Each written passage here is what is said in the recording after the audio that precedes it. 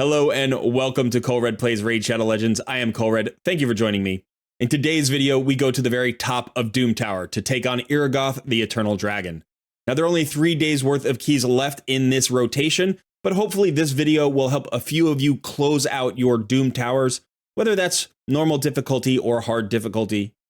And remember that Iragoth will return in 3 rotations, so this video will be here waiting for you for next time. Now, there's really no need to delay, so let's get started.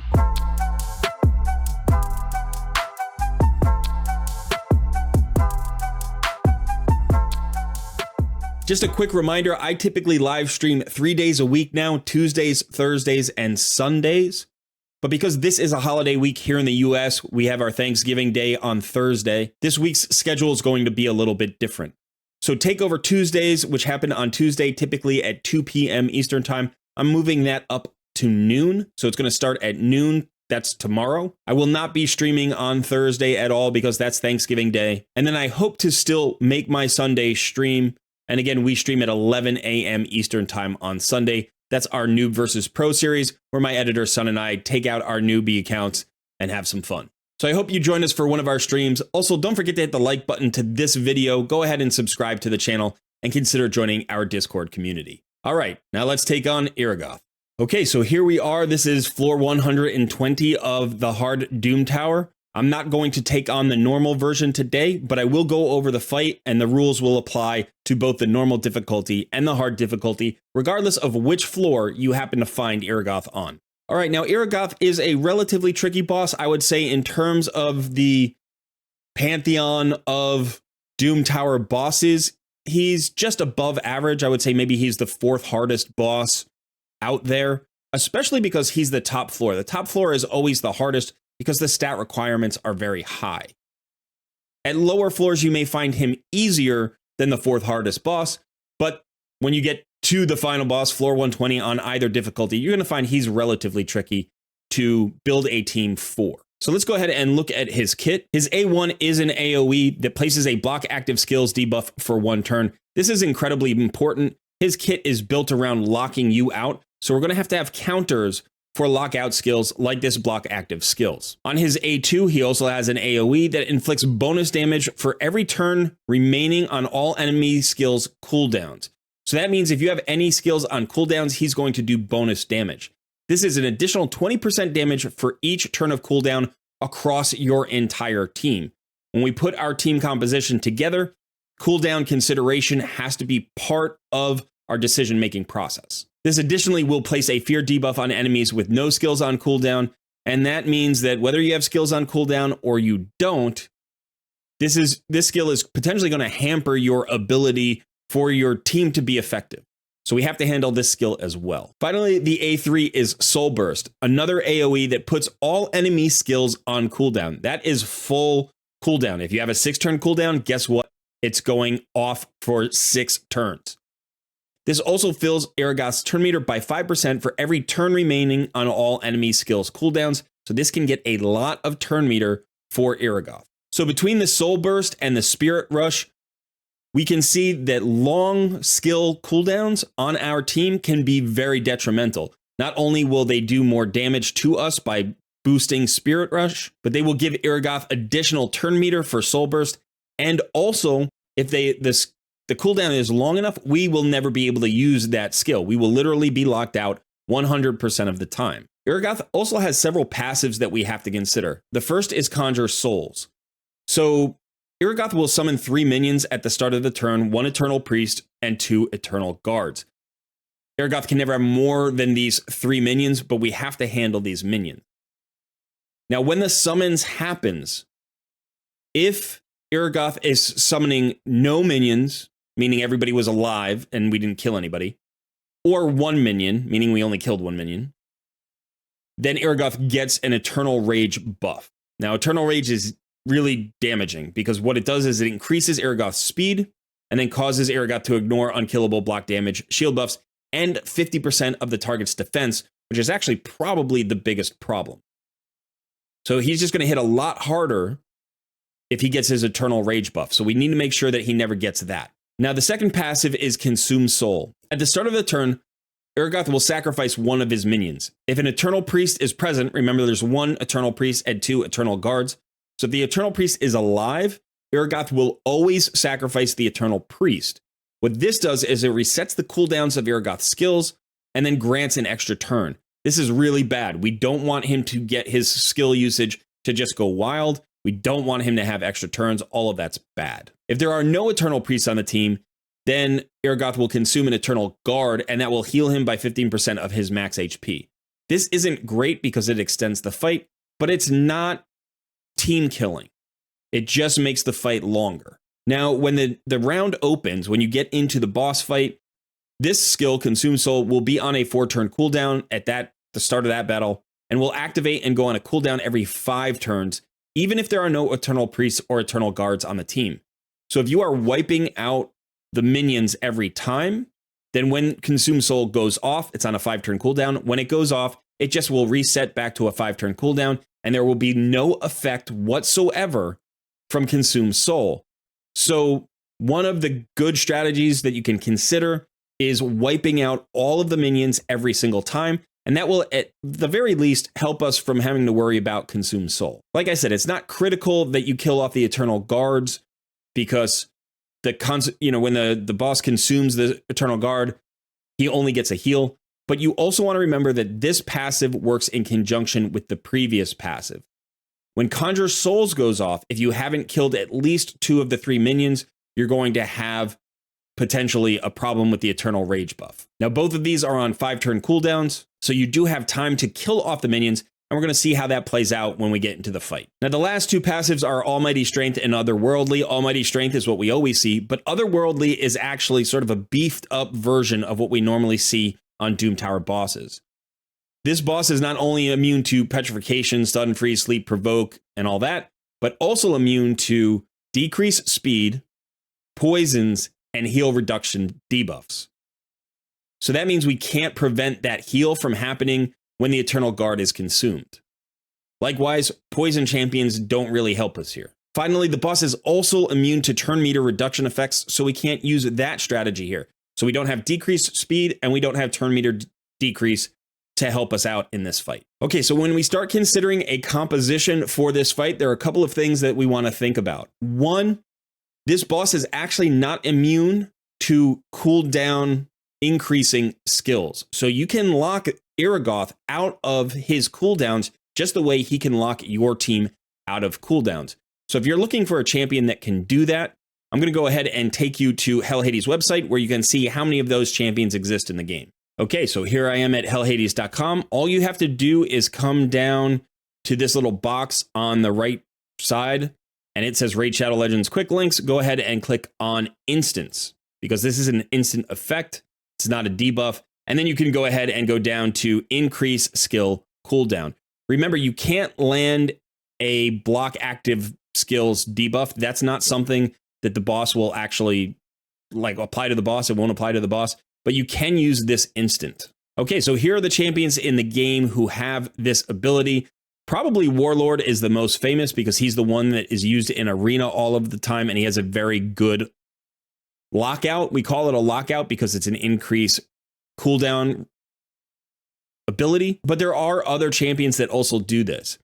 Emic Trunkheart may be the one that most players have. If you are at the top of Doom Tower, you were probably around when Emic was a fusion just a few months ago, and so you may have Emic Trunkheart. His skill isn't really a lockout, but he's good for a lot of other reasons, so he's a potential MVP for this fight. When it comes to epics, I think that there are 2 standout champions for this role.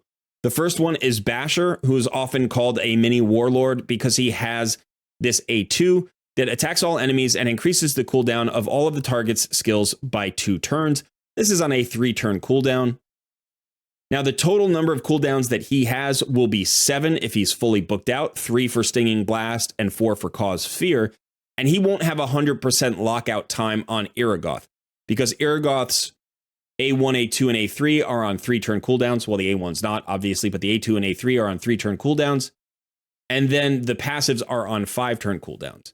But he still has a decent amount of lockout time.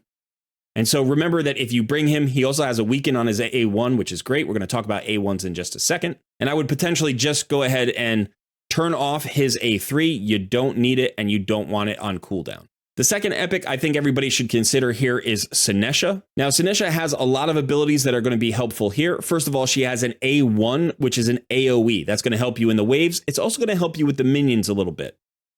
Her A2 is the big skill that's going to make her a potential MVP here. This attacks one enemy and puts the target's skills on cooldown. That means all the skills on maximum cooldown. If this is booked, it is on a 3-turn cooldown, which means it matches the cooldowns of the boss. So you can potentially have 100% lockout time here if you are going faster than the boss. This is an incredibly powerful skill. It's not something I think I typically would have thought about Senesha for, but in doing research for this video, I realized this is the perfect skill to counter Iragoth. Finally, she does also bring a very nice heal on her A3. It is on a 5-turn cooldown, which normally would be problematic. We don't want cooldowns that long. But because of the A2 Vaporize, it shouldn't matter. She should still have full access to immortality when she needs it. So I do think that if you are looking for epic solutions, especially in the normal difficulty of Doom Tower, you should highly consider Basher and Senesha if you have those champions. But there are other champions who also have lockouts based on increasing skill cooldowns. And so any of those champions can potentially be valuable. Okay, now back to creating our team. I don't have any of those champions. Well, that's not true. I have Emic. That's the one I have. And I own the other champions, but I don't have them built out. And remember that this is Doom Tower hard. So at the top here, you really need a lot of stats. You need a lot of accuracy. And if you're going to have a resistance champion, you're going to need a lot of resist. In fact, before I go any further, let's go back to the website and you can see exactly what stats you need for level 120 or any floor for Iragoth. Okay, so in this case, when you come to the website, what you want to do is click on this second drop-down menu here and go down under Tools to Raid Stages Tool. Now, when you get to this page, just go through the encounter types, pick Doom Tower. We are currently in rotation number 2, and then you can go to whatever floor you are fighting Iragoth on. I am fighting Iragoth all the way on floor 120 of hard, so this final boss. You scroll down at the bottom and you will find Iragoth there and you can find the stats. Now, the orange numbers are the numbers that you need and they are the reverse of the stat that you're looking at.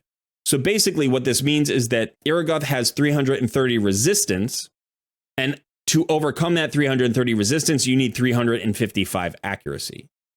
Likewise, Iragoth has 350 accuracy, and in order to deny the skills from landing, you need to have 455 resistance.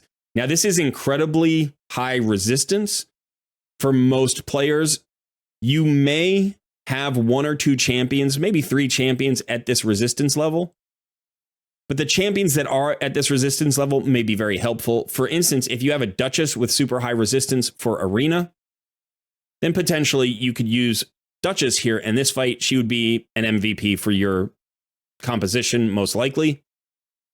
You do want to remember that the speed of this boss is also 250. So if you want to go before the boss in order to lock out the boss's skills with that cooldown increase, that you need to go at least faster than 250, or you need to have a champion with turn meter fill that goes faster than 250 so it can get your debuffers or your cooldown increasers to that speed. Okay, so when I started to consider putting together my team here, I wanted to try to make a free-to-play friendly composition, but the truth of the matter is up here in Doom Tower floor 120 of hard, I just don't have free-to-play champions that have the stats. Realistically, I have a few that I can potentially use, so I'm going to try to do that here. My MVP, because I don't have lockout champions, is going to be Mithrala. Now, Mithrala is a free-to-play champion. She takes a while to get. Hopefully, if you're up here at floor 120 of hard, you have Mithrala. Now, if you're not up here and you're taking on a lower tier boss, you may not need a champion like Mithrala, but once you've got her, she is going to be incredibly powerful. Remember that Iragoth does not cleanse your buffs at any point, so if you can get buffs up, those are going to be helpful in extending your life. He does a ton of damage, and so the buffs that you generally need are going to be increased defense, strengthen, shields, block debuffs buff, anything like that. Likewise, you could also benefit from an increase in speed, or if you need an increase in accuracy in order to land your debuffs on the boss. Decrease attack is going to be very helpful. Likewise, decreased defense and weaken can be useful. He is not immune to HP burn, so you can use HP burn. And he does have minions as well, so AoE HP burns can actually be a strategy here. But remember, you still need to kill the minions. Now, as far as damage dealers go, you're probably going to need at least one good damage dealer, maybe two. You're probably not going to exceed 2 damage dealers because you're going to need a lot of healing here and a lot of sustain. I would primarily choose to go with a defensive-based damage dealer. In this case, what I'm going to do is I'm going to choose my Ragash. Now, Ragash has a defensive aura, which is going to make me more tanky. And my strategy here today is to go super tanky, get a lot of buffs, because I can't prevent the boss from taking his turns, so he's going to lock me out. So I need champions that are inherently tanky. Now, Mithrala's resistance is high enough that she will resist all of Iragoth's debuffs and cooldown increasing skills. So she's always going to have her skills available, and her shield, her strengthen, and her increased defense are what are going to keep me alive. Now, there's another type of skill that Iragoth can't shut off, and that is your A1s. Your champions that have good A1s that either land helpful debuffs or give you positive effects can't be shut off. So consider bringing champions with excellent A1s. In this particular case, I'm going to bring another healer who has a great A1 and who is also bringing some other things in the kit. And I know this is a champion that most of you don't have, but I'm going to bring him in anyway, simply because I have to go with a team that's going to be successful here. And this is the champion that I've built my roster around. So taking him out of the team is pretty tricky. I am going to show you a second team without Cardiel, but for right now, I want to show you my 100% success rate team. So Cardiel's A1 will heal the team. He has some counterattacks, so he'll get extra heals out there. He also joins allies' attacks, so that's more heals out there. So his A1 will be providing some damage and a lot of extra heals. He also has a block debuffs buff that he can potentially get up to help us with the fears and some of the other debuffs that Iragoth lands. Now, the third way to make sure your skills don't get locked out is to have powerful passives. Anybody with a good passive can really help you out in this fight. So in this case, I'm going to bring in 2 champions that provide healing through passives. These are both epics that you may have access to right now, and they are both MVPs for this fight. The first one is Doom Priest, who will not only heal us by a percentage of our HP every turn, every time Doom Priest goes, but will also cleanse 1 debuff every single turn. That's going to be a great way to remove that block active skills debuff and also to remove the fear if that ever lands. There are also provokes that the minions can pop off on you, and so she has a chance of removing those.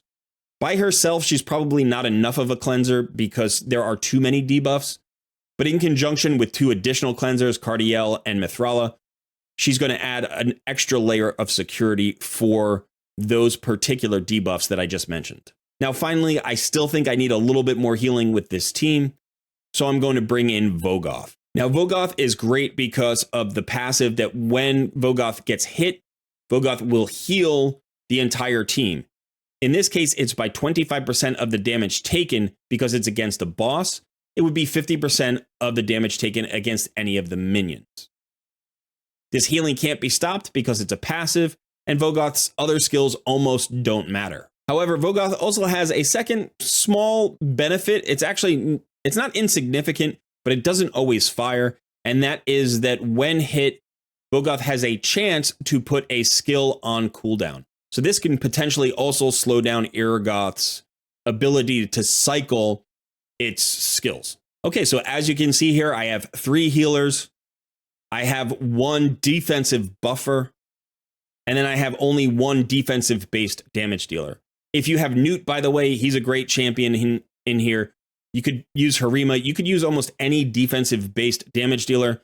I like Ragash because not only does Ragash bring a stun, an AoE stun that's good for the waves and the minions, but Ragash also brings a second strengthen and a perfect veil for some champions, which is going to help reduce the incoming damage that Iragoth can apply to my team. Now, this is not a fast run. You can see my best time here is 4 minutes, 16 seconds. My guess is that this team is probably going to be closer to 6 or 7 minutes. So let's fire it up and get it going, and you can see how it works. All right, so here we go. Now, there are a few things to know about my builds for my champions. One is Iragoth is in a bolster set, not for this particular team, for a different reason entirely. I don't think it's going to have much of an effect one way or the other. It'll reduce the damage a little bit here in the waves, but the waves aren't really a big risk factor, and it will wear off on the boss fight too soon to be a factor. So I don't think that's really helpful, although it will give Iragoth a little bit of extra sustain from the regeneration. Additionally, Mithrala has very high resist because of her passive and her build, so she's rocking about 700 resist, which means she's very unlikely to be debuffed by the boss or have her cooldowns locked out. She does have a 3% of getting locked out. Everybody does. So if that happens at an unfortunate time, that could potentially create a scenario where this team dies. I have not seen this team fail too often. It does happen from time to time. My hope is that it doesn't fail on this run right now. But she should typically have her cleanse up, she'll have her strengthen up, her shield, all of the defensive buffs that should keep me going. In addition to that, I think that the only things we really care about are the speeds. The speeds here are a little bit slower than I'd like. I think Mithrala is the only one who is actually faster than the boss, and everybody else is a little bit slower. The boss here runs at 250 speed. Now, in the boss fight where we are right now, you can potentially go ahead and manual the fight. You can manual to make sure that you're killing the minions, or you can even just target the minions manually and let the auto battle run through. Here, what I'm doing is I'm just going to go ahead and let it run. Now, typically, my champions do, in fact, target the priest, the minion in blue right up there. And you can see that if we kill that minion, usually that's enough to make sure that we win. However, if we don't kill a second minion, then the boss will get 2 heals per rotation, and that can potentially be problematic or make it take a very long time. The longer the fight runs, the more opportunities the RNG has to screw my team, basically, and make me lose. So if the RNG is in our favor, we tend to clear out the minions pretty quickly, and that allows us to win without the boss healing up too many times. And it might run, I don't know, something like a 8 or 9 minute run. With some bad RNG, this could run 12 or 13 minutes. If it runs much longer than that, that's really bad. That means we've got a chance to just basically lose because it's too many opportunities for Mithrala to get 3%ed, or too many opportunities for the boss to just get a good rotation, crit too many people. I do not have a reviver on this team. If one champion dies, the chances are the run will fail. So one of the things that you could do instead of bringing in a team like what I've got here is bring in a team with a reviver, maybe an AoE reviver. If you have somebody like Pythion, that could be really good. Or even a single target reviver like Rector Drath or Scylla of the Drakes would be good here. Now, Scylla of the Drakes is a little bit less effective here than she is in other fights because her turn meter decrease and her slow cannot apply to the boss. Neither one of those effects will touch Iragoth. So even though Scylla has a passive heal, which is very good, and she does have the AoE stun that's going to help you in the wave content, her value is slightly diminished here. I still think she's a very good champion here. She's maybe not an MVP for floor 120 of hard mode, but certainly if you are in normal Doom Tower, she's going to be very strong for you. And, you know, if you're 6 to 8 months into the game, she's probably one of your best champions. And she does fit the fight well. I don't want to say that she doesn't. That passive heal is really all you need. That's basically all that Doom Priest is bringing here, other than her cleanse. So a revive and a passive heal versus a cleanse and a passive heal, you put them together and you should be in pretty good shape.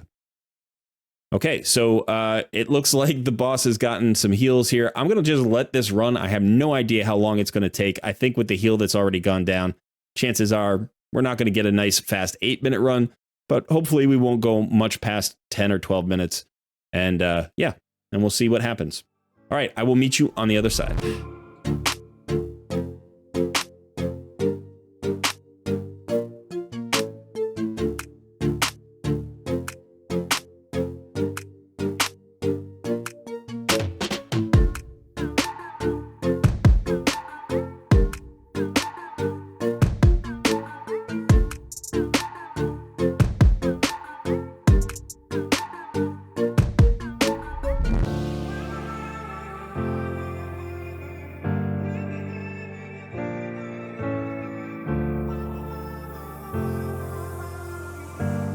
All right, so there we go. Actually wasn't so bad, just over 9 minutes.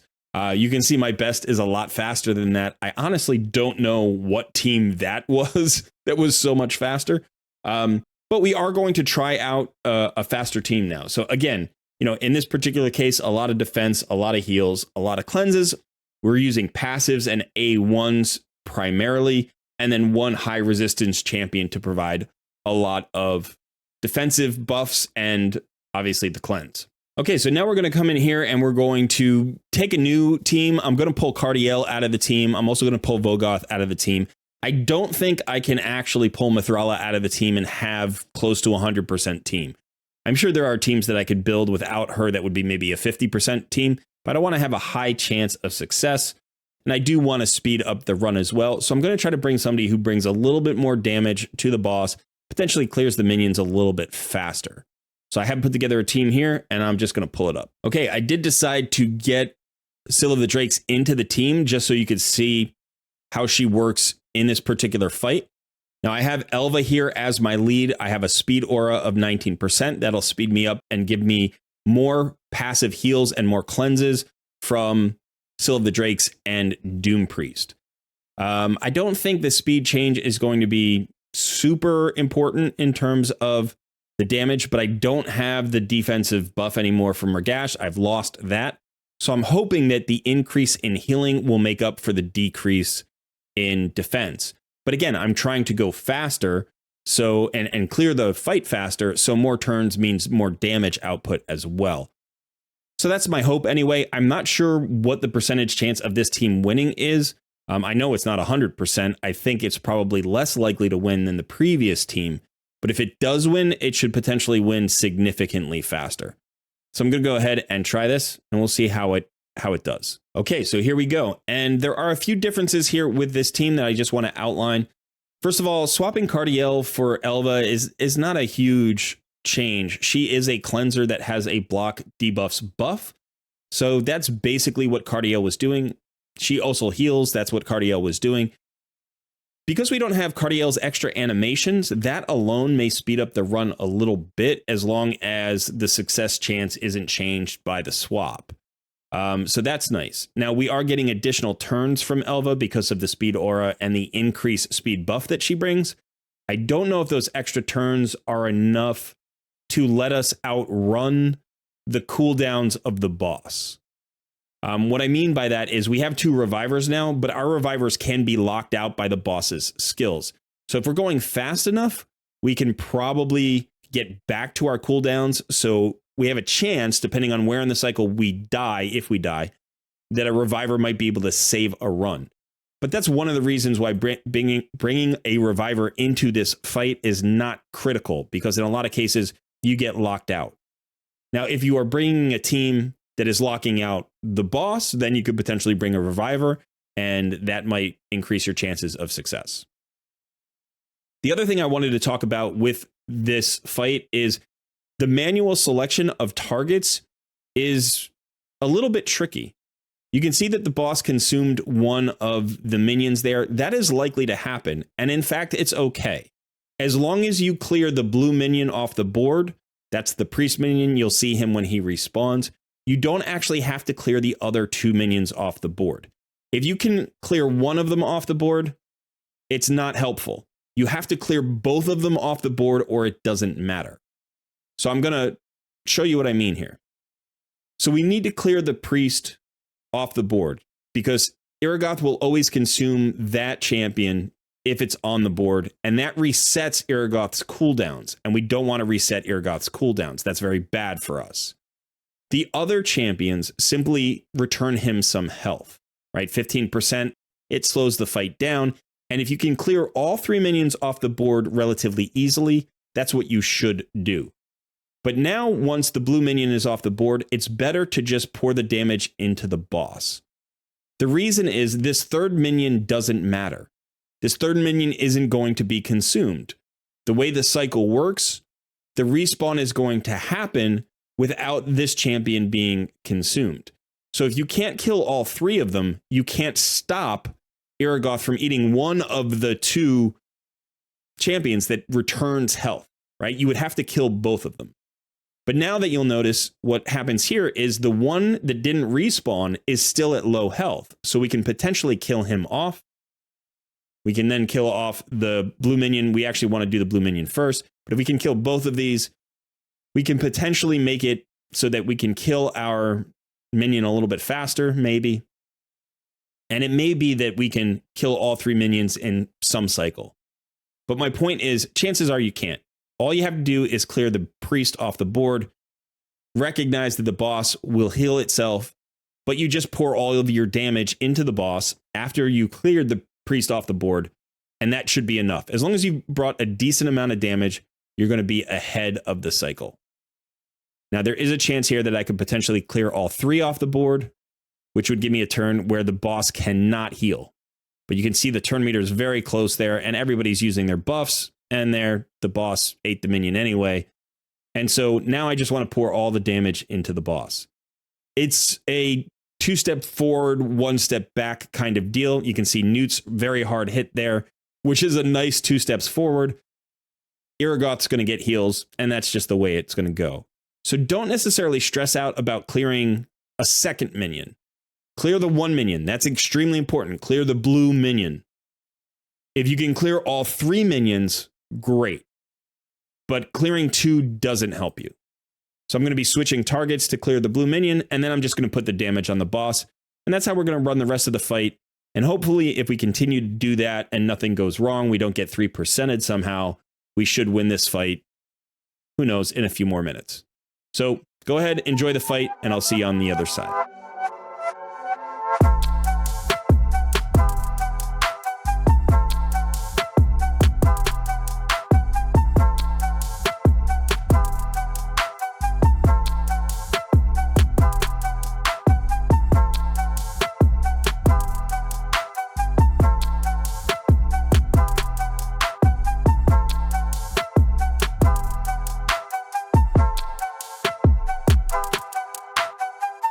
All right, as you can see there at the end of the fight, we actually got ahead in the rotation a little bit, and we were able to kill off all 3 minions, and Newt got his big nukes out. Now, I did forget to mention that both Ragash and Newt, I think, are in Relentless gear. So maybe you saw some extra turns in both fights, and that's because those 2 damage dealers just happen to be in Relentless. You don't have to run Relentless. You can certainly get more damage out of, say, Savage. But if you don't have a Savage set for these champions, I should actually double check that. I'm not 100% sure that Newt went twice, but I think he did. So let me go ahead and look. Yeah, there's Newt in Relentless. And likewise, I'm pretty sure that Ragash is also in Relentless. And he is. Okay, so I just built 2 defensive nukers in Relentless for some reason. But they seem to do the job pretty well. Okay, so that run was definitely a few minutes faster. I'm not sure how fast I could get. I do think the better strategy probably is either to go with a lockout team, which I can't personally build, but maybe you can. If you have Sinesha at 6 stars, if you have some of the other champions like Yumiko or somebody who has the potential to increase the cooldowns of the boss's skills, you don't have to go through all the extra animations of the summoning of the minions. You don't have to worry about, like, you can just kill them off and then they're gone and they never come back. There's all sorts of ways you can improve your performance here against this particular team. My guess would be for it to be full auto, you'd have to program the AI. And I'm not exactly sure how to do that because I've never done that. But I did want to mention that from a theorycraft standpoint, that might be the best approach. But otherwise, you go with a relatively tanky team like this. If you have to auto-select the priest to make sure it always gets killed before it gets consumed by Iragoth, then you just have to do that. And like I said, you're not always trying to farm this boss. So a lot of times you just get through it one time and you're done. Okay, so that is it for Iragoth and floor 120 of Doom Tower in rotation 2, I believe we are. We are starting a new rotation in just a couple of days. And yes, it is the Dark Fae rotation. So both the Dark Fae and Baumel are back. Now, I have done videos on those 2 bosses. I did them during the last rotation 3 months ago.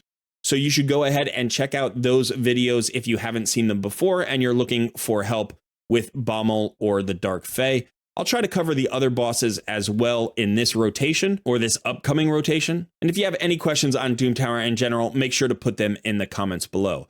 Likewise, do you have any advice about Iragoth? Because I think that as far as my personal knowledge is concerned, this is the boss that I kind of found the solution to first, and it was basically my Mithrala, and then I never really explored alternative solutions. So if you have additional solutions that I could spread into the community and help people who may not have my roster, please let me know about your solutions. I'm highly interested in that, especially because with my Noob versus Pro account, I don't have Mithrala, obviously, and I may never get her on that account. So I'd be interested in trying out some different strategies. Thanks so much for hanging out today. I really appreciate it. Don't forget to hit the like button, subscribe to the channel, and consider joining our Discord community. Thanks so much. I've been Colred, and I will see you in another video soon.